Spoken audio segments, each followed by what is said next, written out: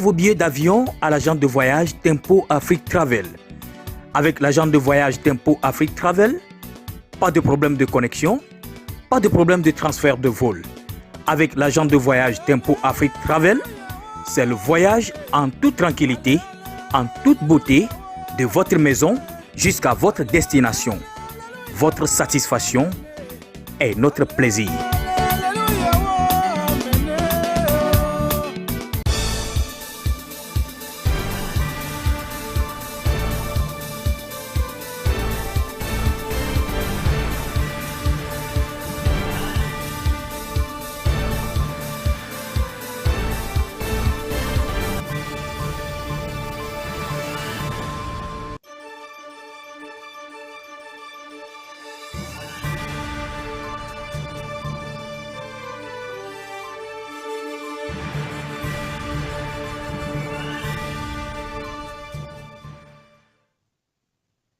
Ladies and gentlemen, good evening.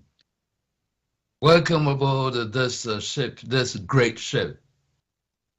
You are on the air. We're going live on Tempo Africa TV, presenting to you this show, special show of West Africa. Captain Prescott Smith, the warrior, is here to tell you his story. He welcomes you aboard his ship, and we will take this ride for about an hour. The topic today is the environment and natural resources beating the odds in the Bahamas.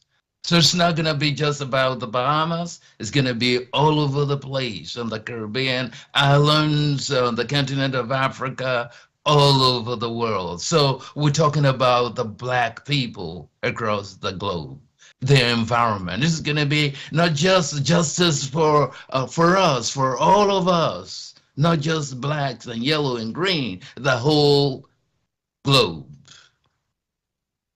So the state of the African diaspora, citizens or not citizens, stay tuned. And again, the topic is the environment and natural resources beating the odds in the Bahamas. Welcome to our show, Captain Prescott Smith. Thank you very much. I'm very happy to be here and looking forward to sharing with our brothers and sisters wherever they are on the planet. The show is yours today, Captain Smith. And Captain Smith is a marine mechanical engineer and fly casting instructor. Tell us a little bit about yourself and why the environment, why protecting our natural resources, why the battle, why the struggle for so many years, Prescott Smith. And people are not listening. But now we are on our feet and we're listening. We're all ears. Tell us a little bit about yourself and tell us your story, Captain Smith. Yes, again, it's a pleasure to be here with you. Well, this journey for me, I didn't fully understand it at first, but as a child, I was always conscious that even though, we live here in the Caribbean region, Bahamas is a country with 700 islands, 2,300 keys. From a child, I always wondered, the whole history of people being enslaved and why we here in the Bahamas had to fight for lots of the same things that took place and still are in many parts of Africa and all over the world for liberation, fighting for equality, against racism, injustice. But I always wanted to know what was the real reason behind why we were faced with so many things. And one of the things that helped me, and I was always passionate about geography, and I really didn't understand the connections. And I remember my father was the first Bahamian to build a fly fishing lodge which is very unusual for blacks to even be in the sport of fly fishing. It's one of those sports like polo. You hear about it, but most people never have the opportunity to experience it. But I remember fishing the Duke of Wellington, and he wanted to donate £500,000. He said that, the Bahamas is such a special place. He came fishing with me on the island of Andros, which is the largest of the 700 islands in the Bahamas. But one of the things that really puzzled me was he wanted to donate the money to the organization that has always championed themselves, that they are for the environment and conservation. So I was excited. I called them on the phone and said, I'm fishing this angler who want to donate £500,000. And what was interesting was he called me back from England and he said, Prescott, he said, something is funny about this organization. He said, because I want the money to be earmarked for Andros, but they wanted it in the general fund. So he used the term, he said, I have a feeling the fox has gotten in the hen house. And what I found interesting about that, he said, I need you to find out who these board members are. And so when I went to their headquarters, I noticed that these were all the colonial families who controlled most of the economy in the Bahamas. When I looked at all of the names, I remember as an engineer in the Defense Force, as I traveled around the Bahamas, I would hear persons on the different islands speak about how their land was being stolen from them. And they would be calling certain names. Many of the names that I saw who were over a 50-year period was president of this organization. So for me, conservation was how do we use the resources that God has blessed us with to empower ordinary citizens. But then when I looked at those individuals, and I remember the history of the Bahamas, they were not the ones who were fighting for equality, because the population of the Bahamas is 85% of African ancestry, and we had many of the same struggles in the United States, all through Africa, our own apartheid system. So to me, I'm like, well, if conservation to me is about empowering citizens to use the resources in a sustainable way, then why are they attracted here? So it went a little bit further for me where I started getting all of this pushback, and I said, well, who else is experiencing what I'm experiencing? Because here it is, I viewed it with a spirit of abundance, of helping others, and yet there was so much opposition. So I said, well, I'm going to look in other parts of the world where persons might be experiencing what I'm experiencing. And remember, I shared with you at the beginning how passionate I was about geography, always with charts and maps around. Even in school, it was my favorite subject. So I started looking at Kenya in Africa. And as I started reading up about how Wangari Maathai and a group of women there, they started this program of planting 1 million trees. But yet a lot of the locals were being driven off their land because certain companies wanted to mine the mineral resources. And it was still a little confusing to me. What really helped me to make the full connection was, I said, well, why does Africa have all of these lines and many different, countries in this continent? How did that happen?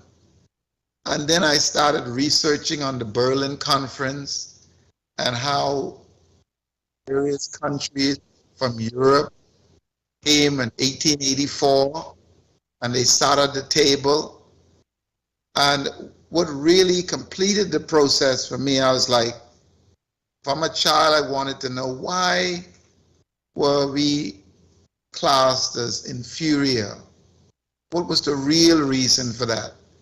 But the beginning of looking at the continent of Africa and the pushback I was experiencing, not only here in the Bahamas, I saw that whether it was in Jamaica, in Australia, and then for me, the final thing was, I said, well, if Europe went into Africa during the Berlin Conference, carved up this continent, what was it really about?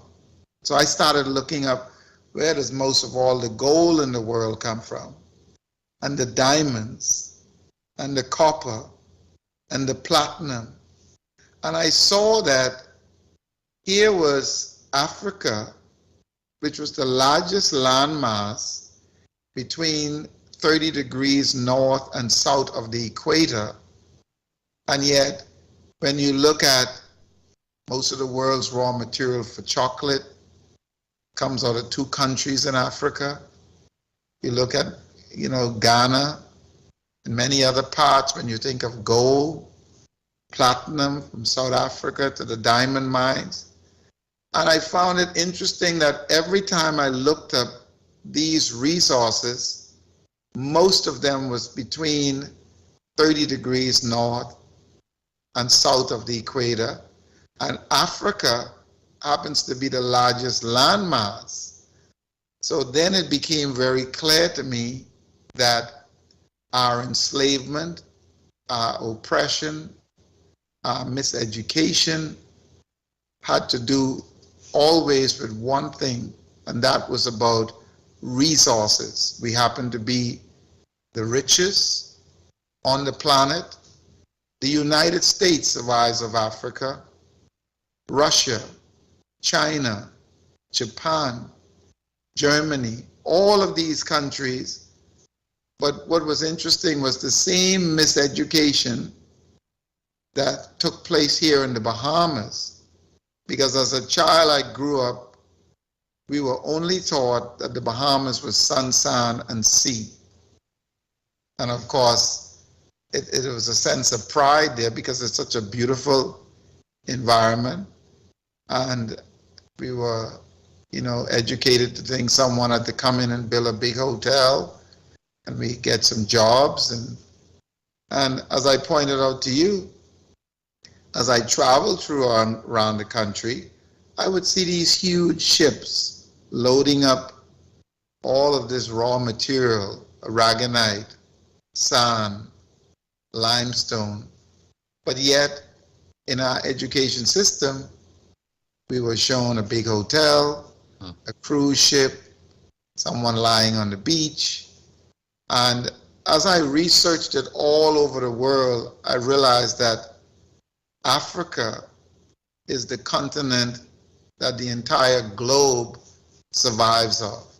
And so blacks were not targeted because of our skin color.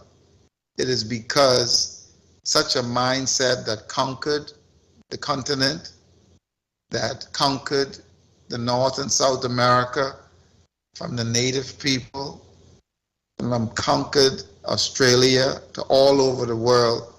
It is that mindset of extracting, not about fair trade or equality. And it just happens that we're the richest, and so we've always suffered the brunt of it more than any other place on the planet. Okay, thank you, Captain Smith. Let me stop you right there for just a couple of minutes. So ladies and gentlemen, I'm just the ship attendant here. The captain is giving us his version of his experiences. This is a beautiful story. This is our story. You can see yourself through the pictures he's drawing here, through his own experience. This is our experience. This is in Nigeria, the Delta River. Okay, Sarawiwa, remember him? All over the place. The chocolate coming from Ghana and Cote d'Ivoire, and yet we get no recognition for anything. The diamond from Sierra Leone, from the gold from Ghana, from South Africa. So ladies and gentlemen, stay tuned and you'll see numbers on the screen, okay? The telephone numbers on the screen. The first two telephone numbers are WhatsApp numbers, okay? WhatsApp numbers, 651 434 1686 and the 55923 are WhatsApp numbers. Okay, the direct line is the +1 6 1 2 4 4 7 96 36. Stay tuned. Remember, you can jump in anytime and ask questions or make contribution, whether you're from the Bahamas, from Andros, or wherever in the world, on the face of the earth.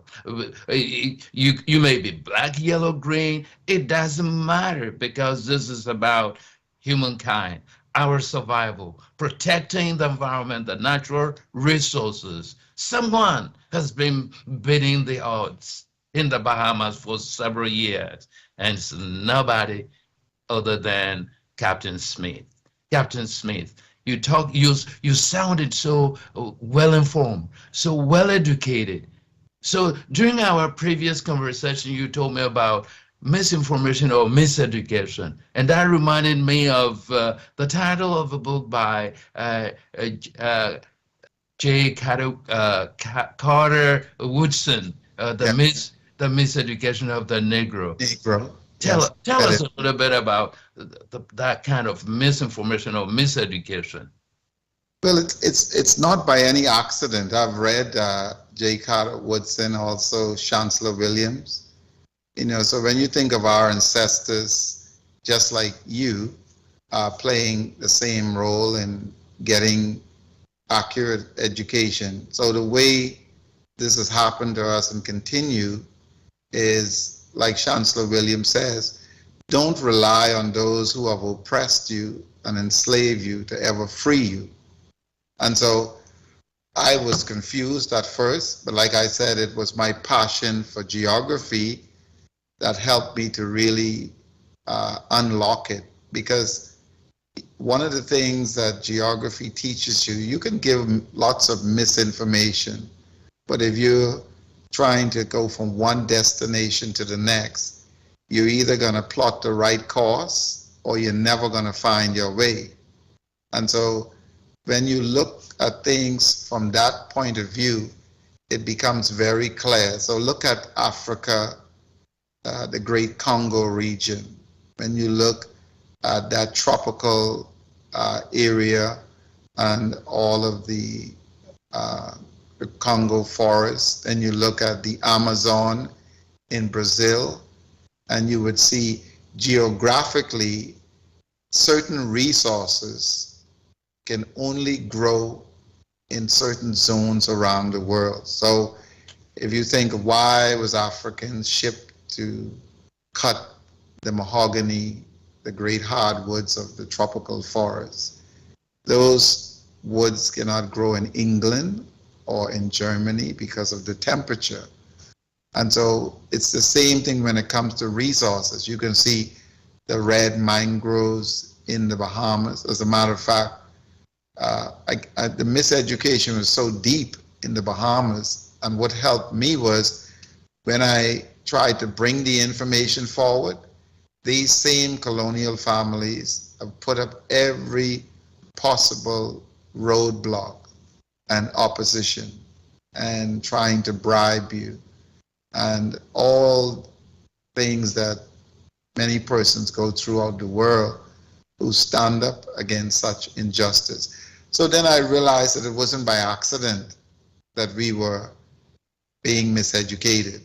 And of course, you can go and you can get a degree in various disciplines again, but it happened in many ways. So you look at the images that we see in the West about Africa. We don't see, all this beauty unless somebody decides to do something from National Geographic.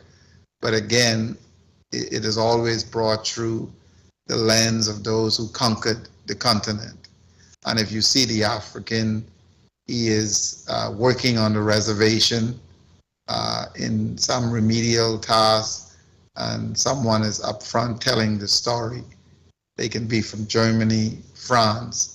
So the miseducation takes place in many, many ways. And like I said, there's no exception here in the Bahamas or the Caribbean region. But one of the things that really helped me, I remember fishing a female astronaut, and she said to me, she said, Prescott, the United States government is aware that the Bahamas have the largest mangrove nursery system, not only in the Caribbean region, but the entire Western world.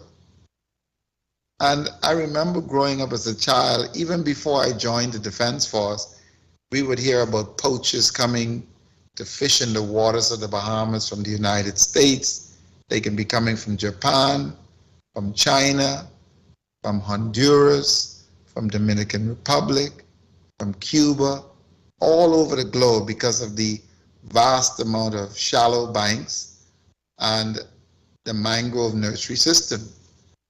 So when I started to look at where the mangroves are all over the world, Nigeria fits right into that zone, the Niger Delta. Mm-hmm. But yet if you go north, where it gets temperature starts to get too cold, then those things cannot survive. So you take that same zone and you go around the entire globe. And of course, when you look at Dr. Ben, like one of our great ancestors, Chancellor Williams, if you notice, Europeans would not allow you to study geology.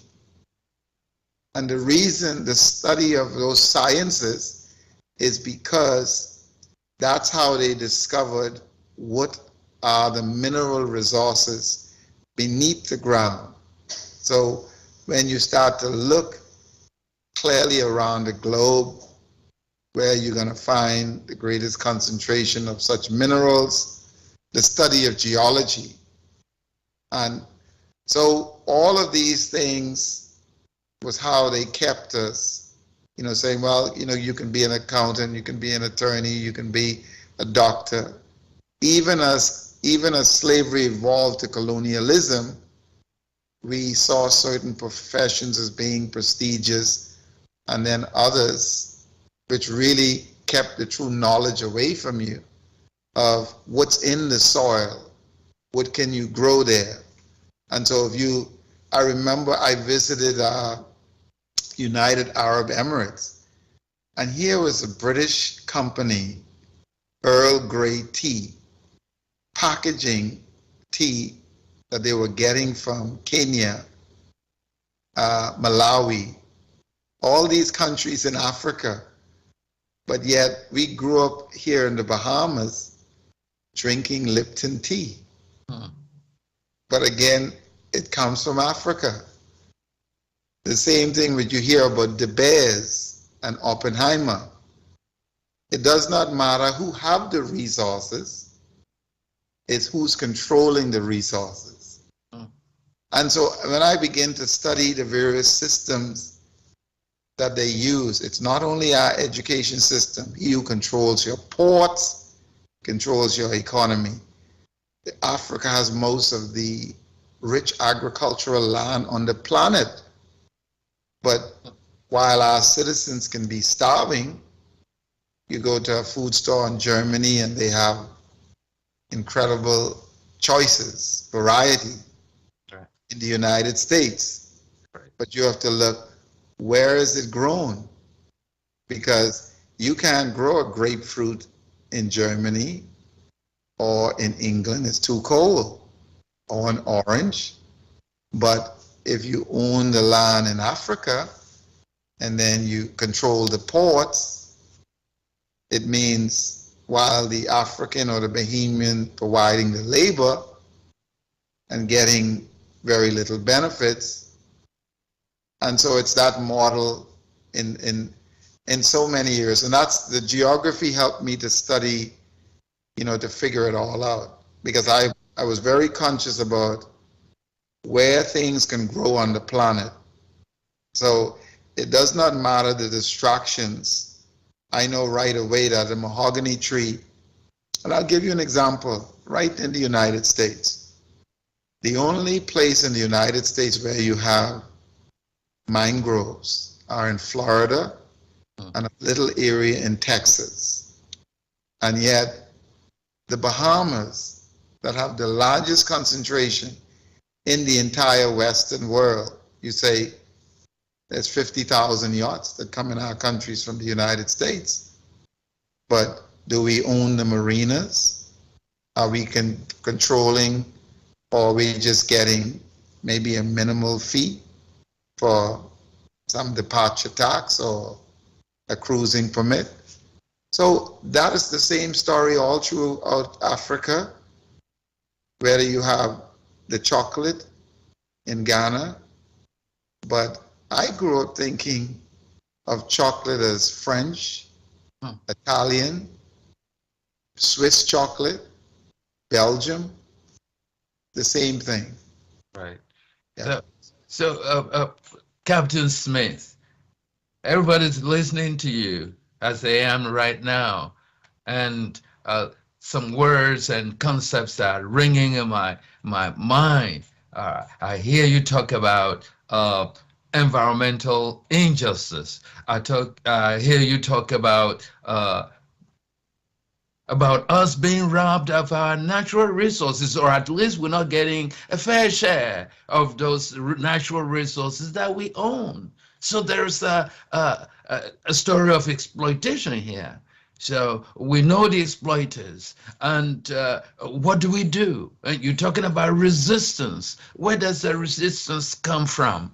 And how do we educate our people? Conferences, what we're doing now, let me tell you this. For example, the State of the African Diaspora, led by His Excellency Dr.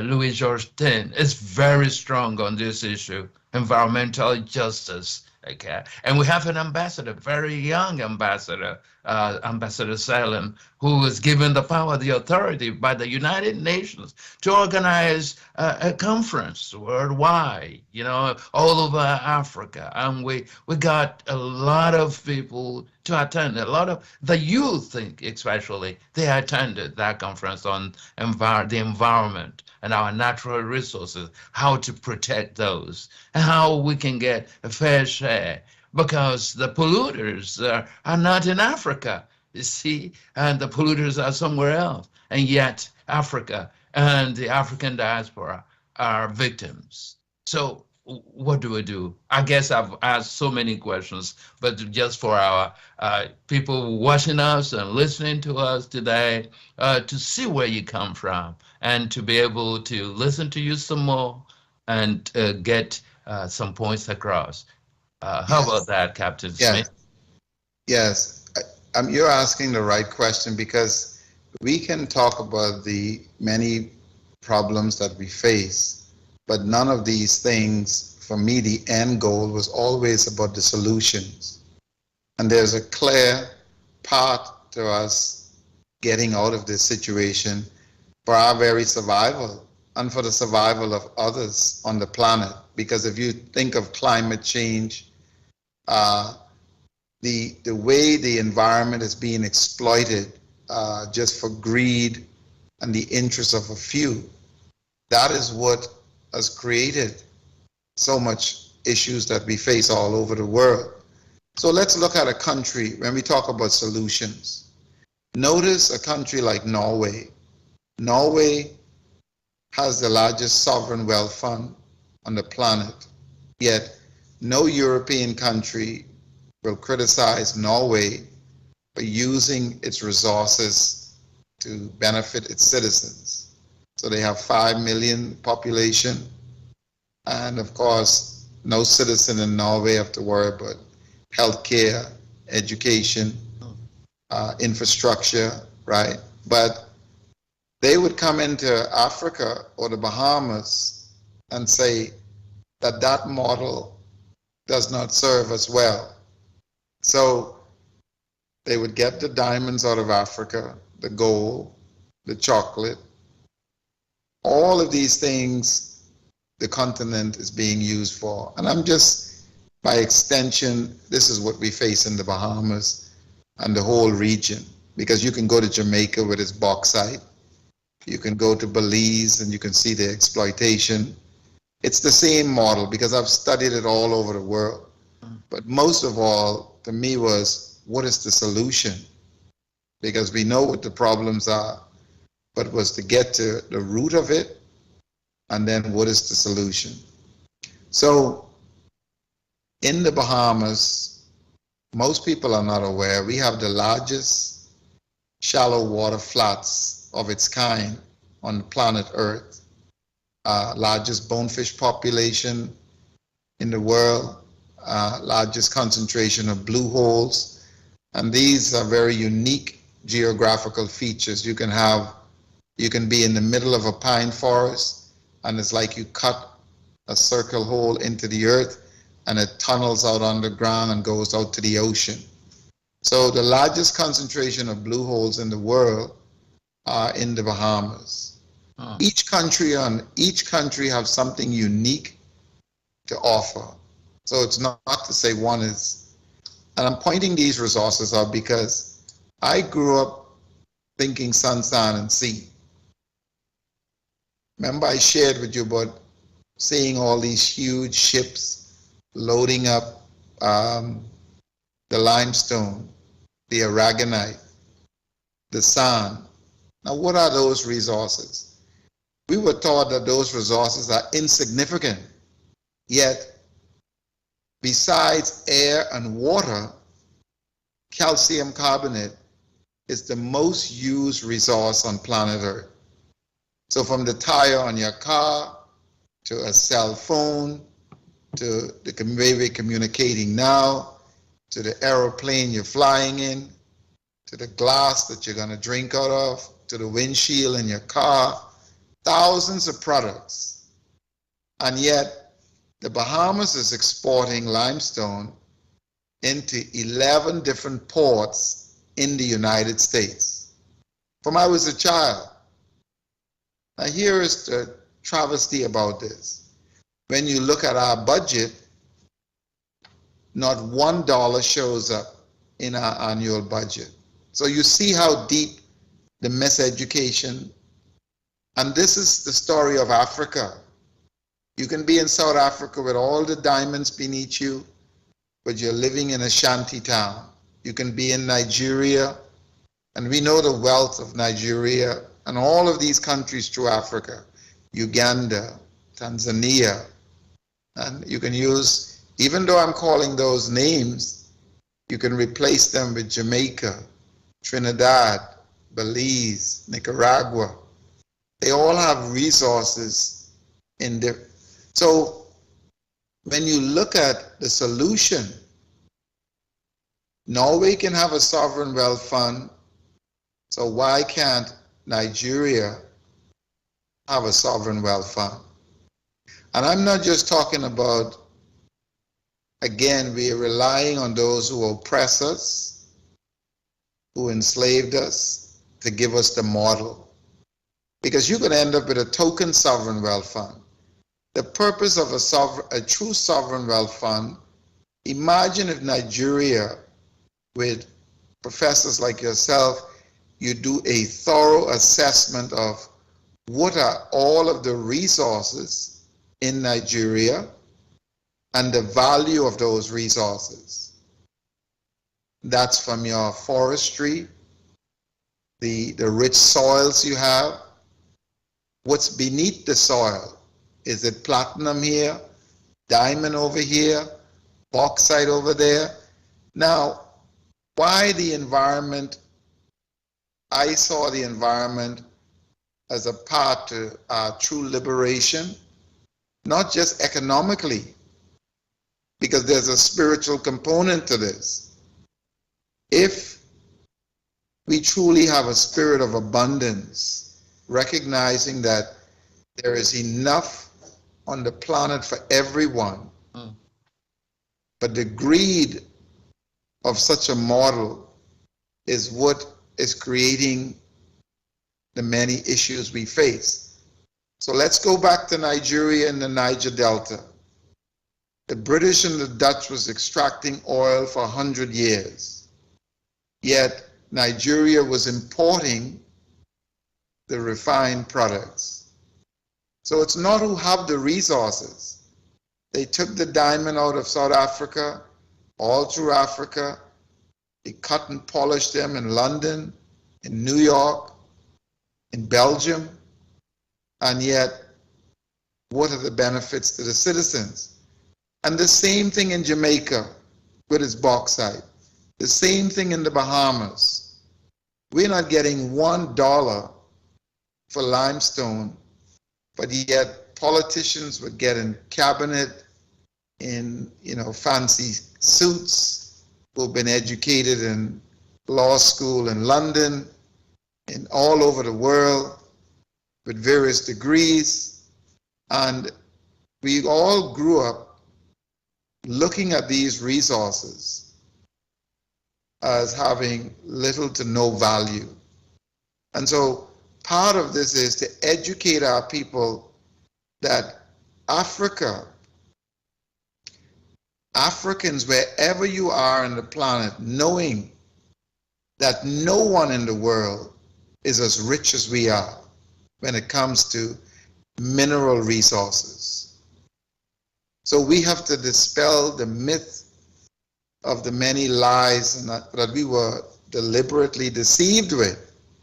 Because as I shared with you, Professor, when I approached the individuals who control our economy, and if you go to the history of the Bahamas, I'm speaking English because we were colonized by the British.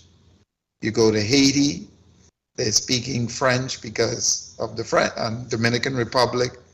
So, but when I look at, they came into the Bahamas through South Carolina and Georgia.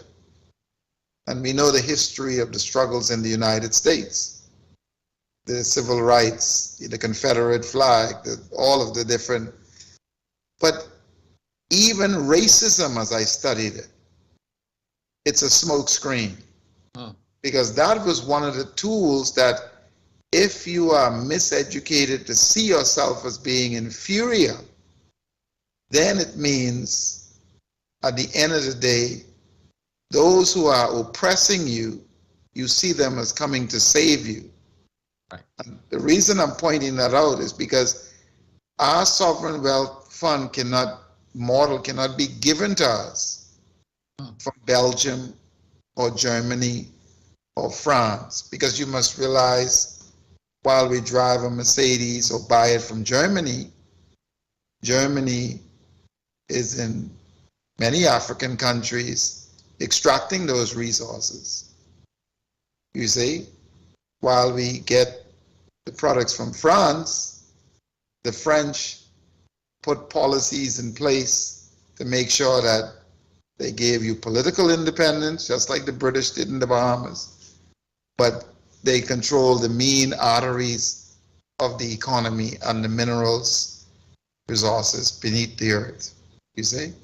Thank you. Thank you very much. We're getting closer and closer to the end of the show. Unfortunately, let's take just a couple of minutes of break and for commercial. And I want to take the opportunity to remind our viewers, so you are viewing and listening to Captain Smith live on Temple Africa TV. This Pan-African TV for Africans by Africans. You see, this is unique. At the Bahamas, I'm going to go on a vacation in the Bahamas, and yet hotels and all of those beautiful things are not benefiting the Bahamans. What is going on? You see, so you may be excited, okay, of going to the Bahamas, but you got to know that we got to protect the environment. We got to have our fair share of those, the benefits of those natural resources. And Captain Smith is fighting the battle, and it's not going to be the only one. Let us join him and fight the battle together. So let's take a couple of minutes for a commercial and come back.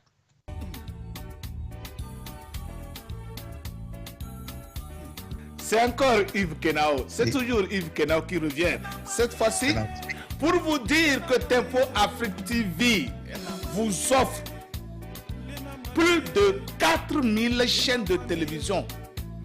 Les chaînes européennes, les chaînes américaines, les chaînes asiatiques, les chaînes africaines. À un prix imbattable. À un prix imbattable. Tenez-vous bien. $185 pour 12 mois, inclus le box. Alors, où est-ce que vous pouvez trouver mieux que ça si ce n'est pas sur Tempo Afrique TV? Mesdames, Messieurs, appelez seulement le 612 804 0295 et vous serez servi. Vous serez agréablement surpris de voir plus de 4000 chaînes de télévision rouler sur votre écran comme ça et vous choisissez laquelle vous voulez. Alors mesdames, n'hésitez pas. N'hésitez surtout pas et ne vous faites pas compter. Prenez votre téléphone, prenez le tout de suite et appelez le 612, le 804, le 02 95. Nous sommes là, ici à Tempo TV, pour rendre votre vie simple et agréable. Alors, saisissez l'occasion d'offrir $185 pour toute une année, pour 12 mois, inclus le box. Quoi de mieux que ça?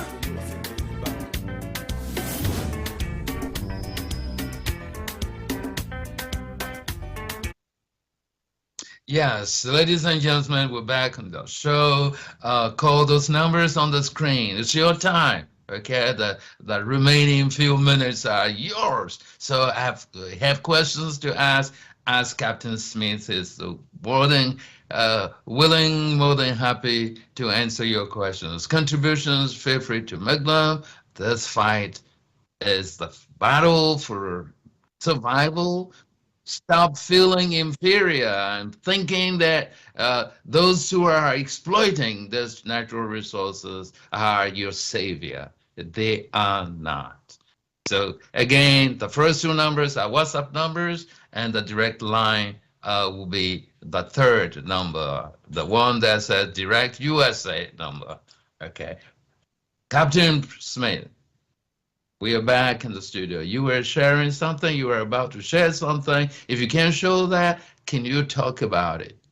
Yes, I would like to share where persons would be able to see clearly, because a lot of, you can make a lot of claims, but the information I'm sharing, if I was speaking in front of the United Nations or have all of these countries that conquered the continent of Africa and around the world exploiting resources, they cannot refute it. So I would like to share, let me know here when you're able to see.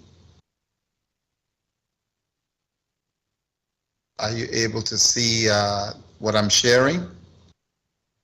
No, not really. Let's see here. Okay. We will not be able to see it. Okay. Yes. So next time, but I was going to share the Google Earth so that you could see some of the stuff I'm sharing, where Africa, as you spin the globe, you would see that it's the largest landmass within 30 degrees north and south of the equator. And again, all of the green area shows the Great Congo. And as you go around the globe, you get to see the Pacific Ocean, you get to see the Atlantic Ocean. And again, the largest landmass is the continent. And the Bahamas is along a similar geographic line in the tropical part of the Congo region. So again, you can see that those resources that are found in Jamaica, so you can see Jamaica can grow, produce coffee, but again, all through the tropical belts of Africa as well. And so persons would be able to see that if you see that most of the bauxite that those companies in Switzerland, for example, Glencore, you have Nestle. Nestle, when we grew up thinking about chocolate, these are Swiss companies, but of course none of these resources are in Switzerland. So while that is one of the banking headquarters where trillions of dollars from the exploitation of resources in Africa are banked in these various destinations. And again, when we speak about what are solutions, so you can imagine if Norway has over $1 trillion in its sovereign wealth fund, what if the continent of Africa had policies in place, or the Bahamas or Jamaica, Trinidad? We would not have so much poverty and then the exploitation of our environment, because the more this model continues, you find that governments in so many cases welcoming the type of development model that is not necessarily in the best interest of using the environment and the resources in the right way, you see? So let's say I go back to Nigeria. Let's say you have an area of Nigeria that has incredible freshwater resources. And those freshwater resources support 100 small community or towns around them. People can grow all their food. But let's say I come in from Germany and I want to do a huge chemical plant, but I go to the Nigerian government and I say, well, I want 10,000 acres of land. And because I'm going to Nigeria, because there might be strict environmental laws in Germany where how to dispose of those chemicals. And yet in Nigeria, they feel, well, we can get away with that. We can just dump it into the soil or into the freshwater lands. So all of the villages around you now have their water poisoned, and they're no longer able to grow food. But you can have a company that is making billions in profit, and they might be paying the few politicians in Nigeria. I'm just using Nigeria as an example because this happens all around the Caribbean. And at the end of the day, our environment is permanently destroyed.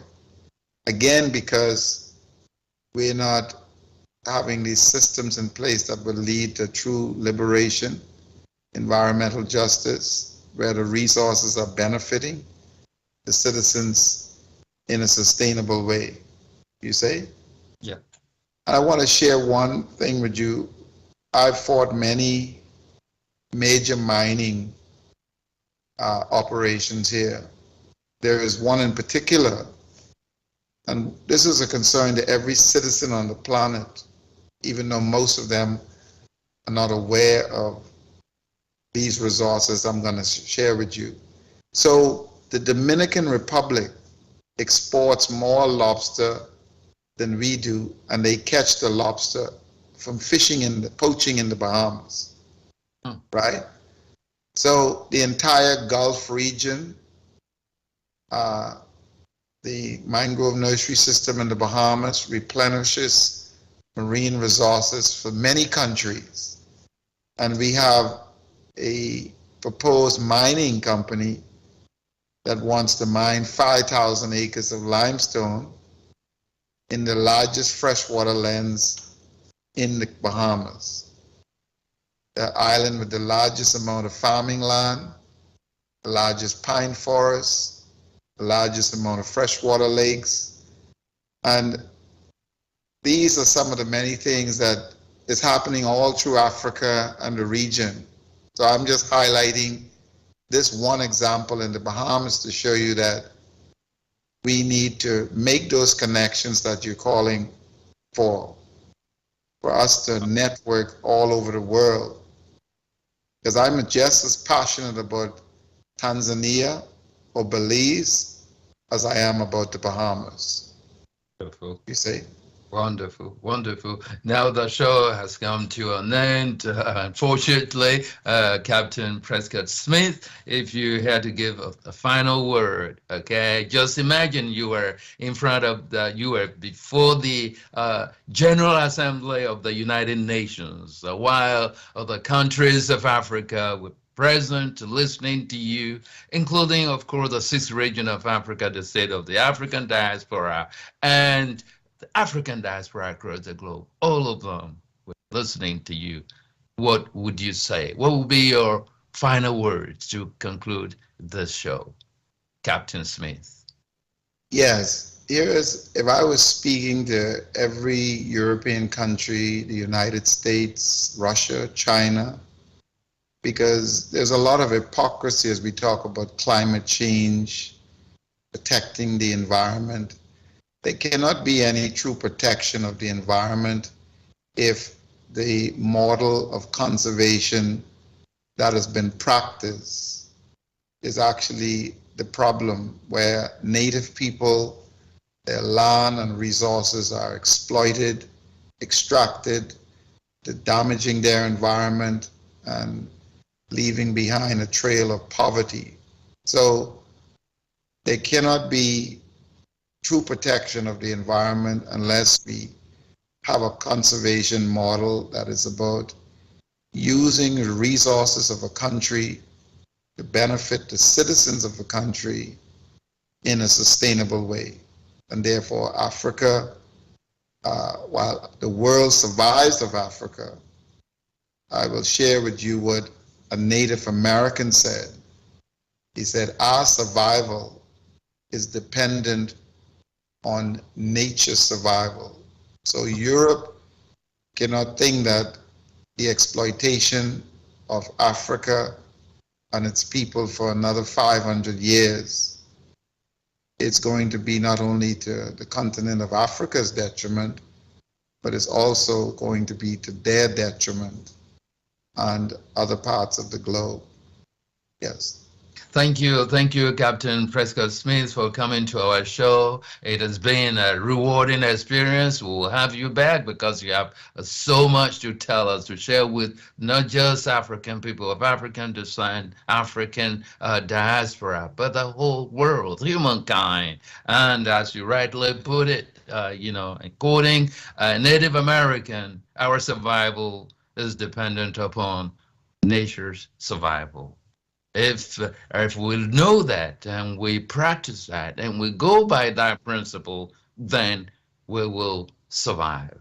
We won't survive until nature itself survives. Our fair share of the natural resources, that's at the core of your presentation today. The environmental injustice was also a key point. All of those resources being exploited, and yet those who own those resources are crippled economically, politically, and what is the point of continuing to live like that? And you are actually advocating for a paradigm shift. You're talking about changing the model of conservation, and so that it could benefit our people, the owners of those natural resources, and so that nature itself can survive. Those of us who are actually following what you do, the way you're leading this fight, we're so happy, we're so proud of you, and we want more people to be able to join this fight, this struggle, because it's not a one-person struggle. It's the humanity struggle to survive. Thank you indeed for coming to our show. Thank you. We say a big thanks to all our viewers, those loyal viewers, and we need new subscribers. Come join us, support Temple Africa TV, Pan-African TV by Africans for Africans. all over the world. Big thank as well should be given to our producer, Sir Malik Sal. Thank you so much, and Thank you for having me. I'll see you again. Good night. Thank you. Plus nouveau à Minneapolis, Tempo Afrique Travel. Vous voulez voyager? Achetez vos billets d'avion à l'agent de voyage Tempo Afrique Travel. Avec l'agent de voyage Tempo Afrique Travel, pas de problème de connexion, pas de problème de transfert de vol. Avec l'agent de voyage Tempo Afrique Travel, c'est le voyage en toute tranquillité, en toute beauté, de votre maison jusqu'à votre destination. Votre satisfaction est notre plaisir.